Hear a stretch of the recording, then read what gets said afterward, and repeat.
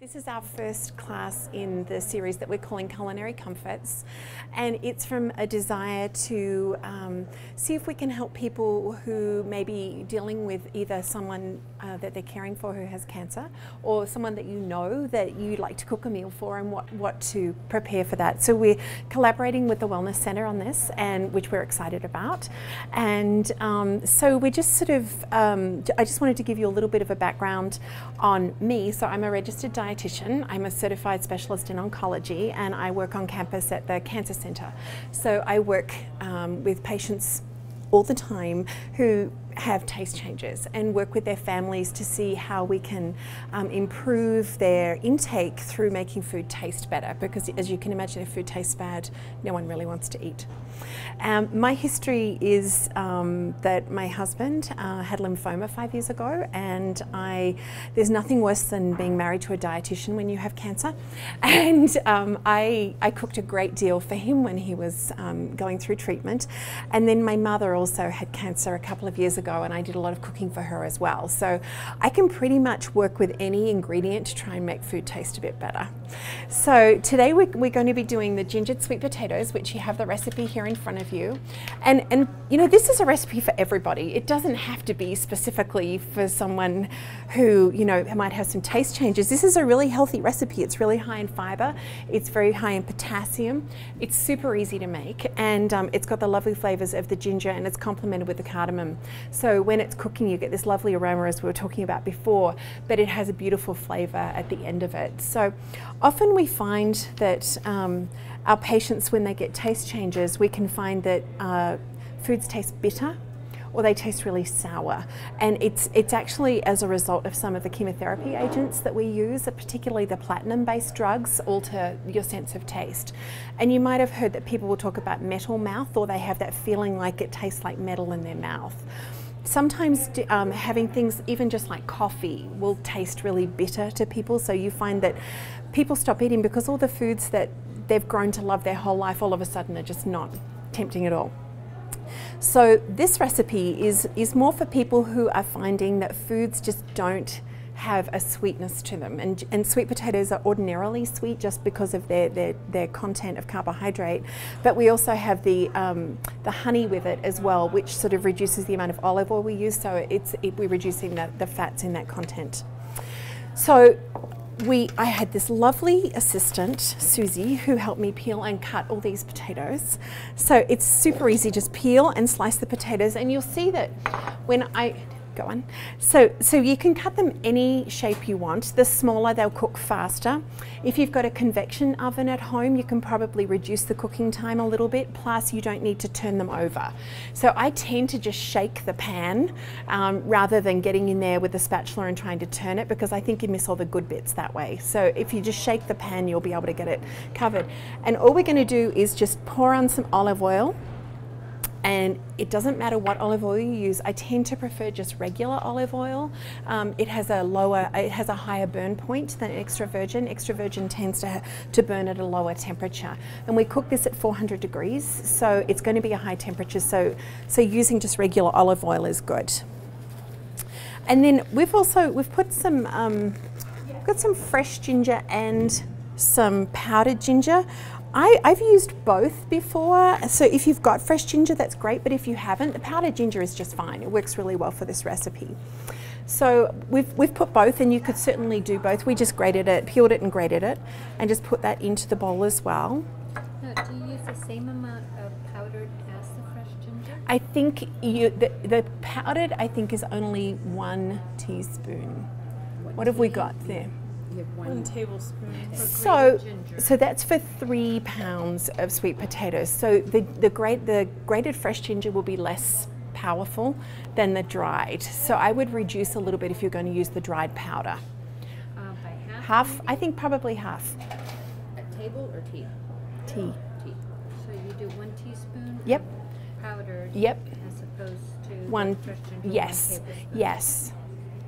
And then we've just got some honey that we're just going to put on. So as I said before, it's nice because it does displace some of the fats. We don't need to use so much olive oil with it, that this actually helps with the cooking.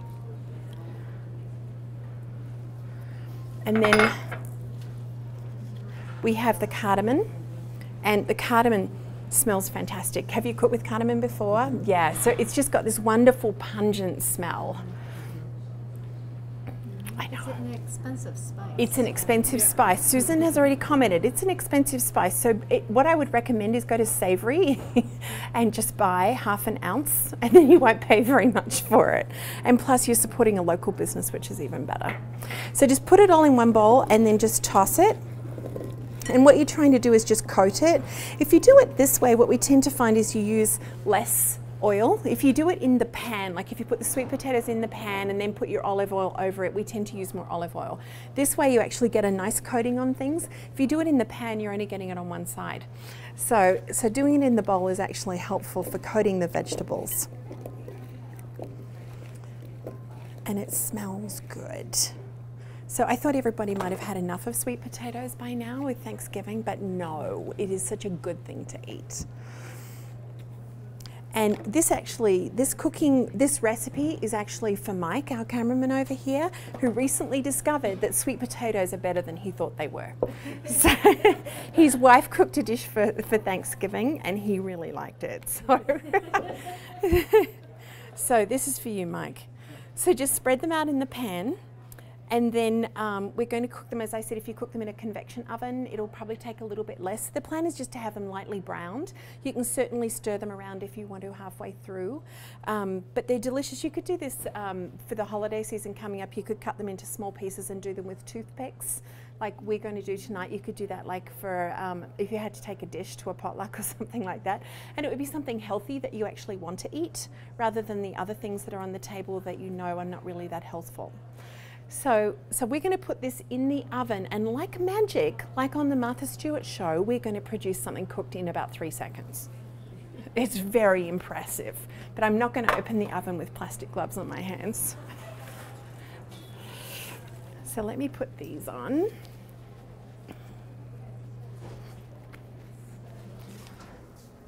And put them in here. So the oven is 400 degrees, and so I usually keep a close eye on them just to make sure that they're not burning, because with the honey they can get a little bit more caramel more quickly. So just making sure that, you know, things are sort of just coating well but not going black. Nicely brown is good. So in this recipe, I know the traditional sweet potato recipes tend to have the marshmallows with them, Mike, but this one with the honey is just, you know, it's a nice alternative to something that's really not that healthy. So thinking about taste changes, I don't know, do any of you have experiences, are you dealing with someone or do you cook for someone who has taste changes, either from, you know, often older adults have taste changes and then they don't eat as much? I'm dealing with a 90-year-old father-in-law. Yes, wow. And congratulations. Yes, his taste buds are changing. Yes. And he's inclined to eat more sweets because he wants to taste sweets. Yeah. And does he like salt as well? The salt, I don't know. His mind is going on us, but the sweets, I mean, he sees a cookie. He was a marathon runner. Yeah. And to see him now go for sweets, it's like It's the highlight of his day. Yeah, so if you can actually do something that's got some more nutrients in it, Yes. not just empty calories from a cookie, that he actually got some vitamins and minerals and fiber, that would be helpful. But we know as people age, our sense of taste, our senses diminish. But older adults often, when their sense of taste is not what it was and they're not enjoying food, they don't eat. And that's why we see that sort of, there is a lot of literature on malnutrition in the older adult population, because it's like, I don't have the energy to cook for myself. When I cook, it really doesn't taste the way that I want it to taste, so I'm not going to bother with it. So this is sort of, and it's quick and easy. So I do a lot of recipe modification with patients' caregivers, just working on ways that we can introduce either maple syrup or using a marinade of something sweet to make food taste more enjoyable. So, as I said before, just like on the Martha Stewart show, I am now going to open the oven and they're going to be cooked. Look at that, it's amazing. And there they are. So can you smell those? And the pan grew. I know, the pan grew and the pieces got smaller. It's just one of those camera tricks that Mike's got in place here. It's great. So I'm going to give you guys a sample of these and you can see what they taste like.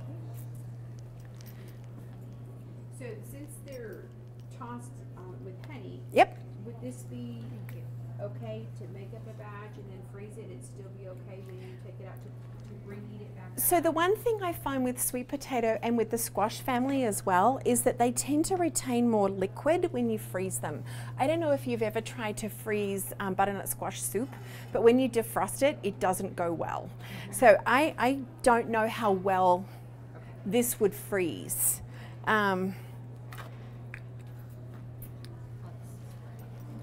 Some little, you are very welcome. But you can taste the cardamom, but it's not overpowering. Yeah, good. And it's super easy. You saw how quickly that cooked, right? And even without an assistant, it doesn't take a long time in the kitchen.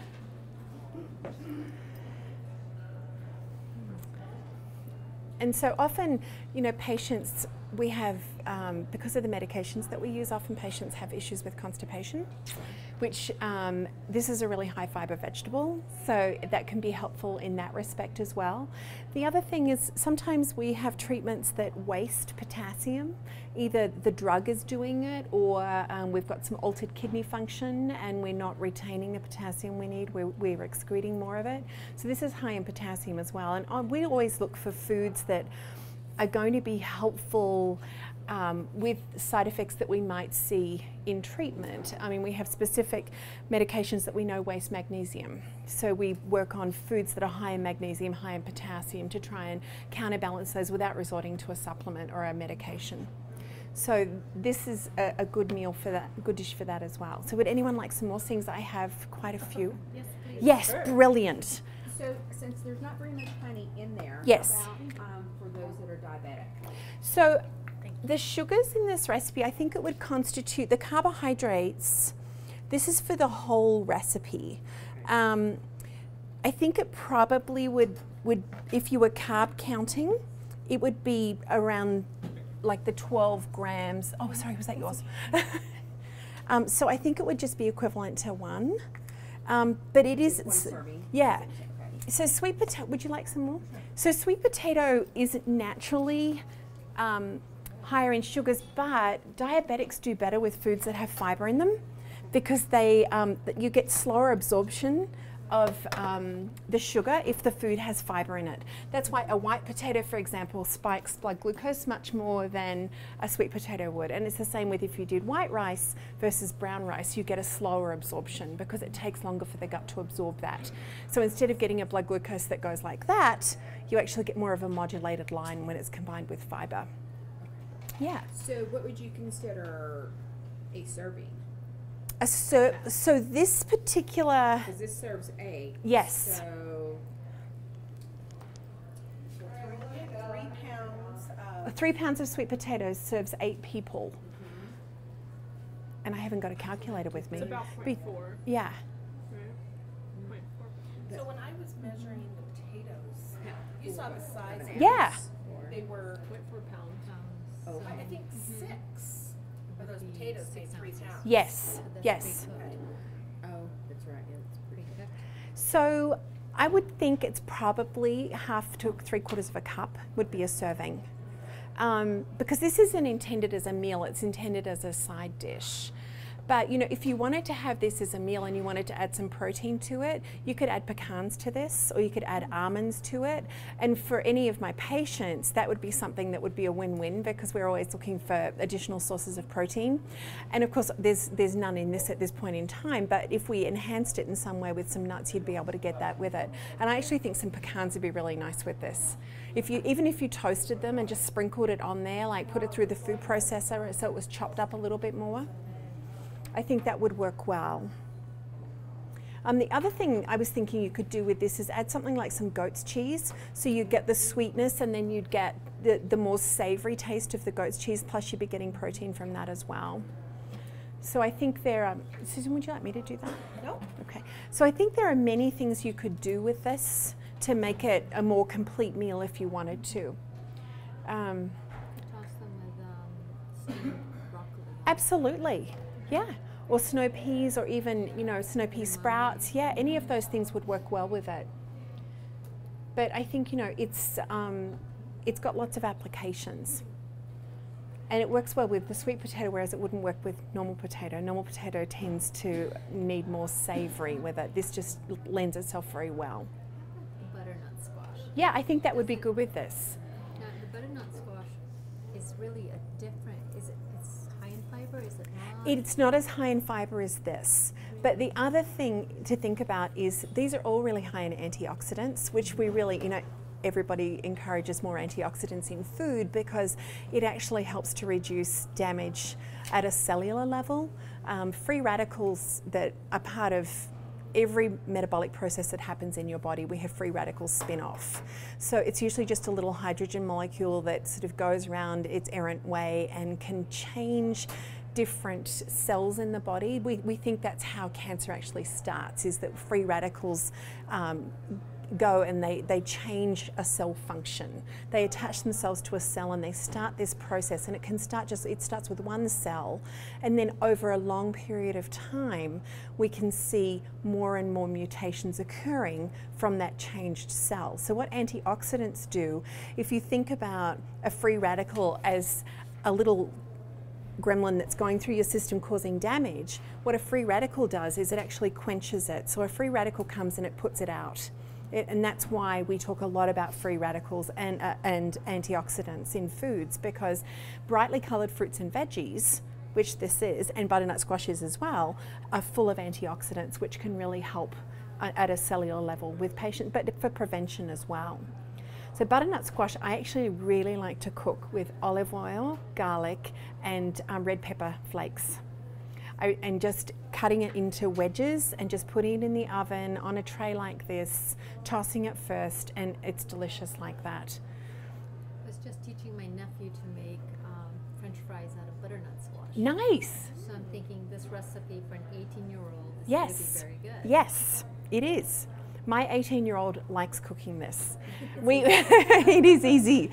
And I have another one with broccoli and Parmesan cheese and olive oil that you cook at a very high heat, so the broccoli caramelizes slightly, and then you put lemon juice on it at the end. And it's super easy. It's 10 minutes and No salt. no salt, and he loves the flavor of it. So, and patients usually like the flavor of Parmesan cheese as well because it's a strong flavor. Strong flavors work well with taste changes.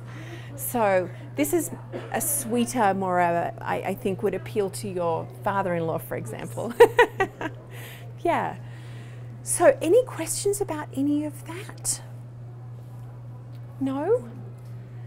Well, thank you for coming. Thank you for being at our pilot class.